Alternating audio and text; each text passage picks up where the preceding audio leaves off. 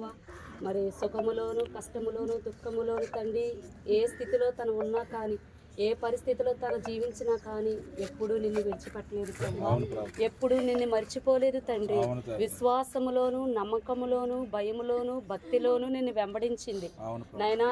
లూదియమ్మ గారు తన జీవించిన దినములన్నిట్లా ప్రభువా ఎలాగైతే నేను వెంబడించిందో తన మార్గములో నాయనా తన కుమారులు కుమార్తెలు అట్టి మార్గంలో నాయన నడవడానికి సహాయం చేయండి నాయనా. ఇగో తండ్రి మరి నిన్నటి దినము నాయన అంతగానో ప్రార్థించాము వాళ్ళ కుమార్తెలు ప్రయాణ విషయంలో తండ్రి చక్కగా నడిపించారు ప్రభు. అందరిని బట్టి నీకు స్తోత్రాలు నాయన. ఈ కార్యక్రమం మిగిలిన కార్యక్రమం అంతా కూడా నీ చేతులకు అప్పగిస్తున్నాం తండ్రి నాయన. ఈ కార్యక్రమం చూస్తున్న వారికి వింతగా ఉండవచ్చు కానీ ఇది నాయన నీ నామానికే మహిమకరంగాను నాయన. ఇదిగో తండ్రి విడిచి నాయన నాయన కుటుంబంలో పెద్ద దిక్కుగా విడిచి వెళ్ళిపోయినటువంటి ఈ కుటుంబానికి ఆదరణకరంగాను నాయన ప్రభువా జరిగించి ప్రార్థిస్తున్నాం తండ్రి నాయన.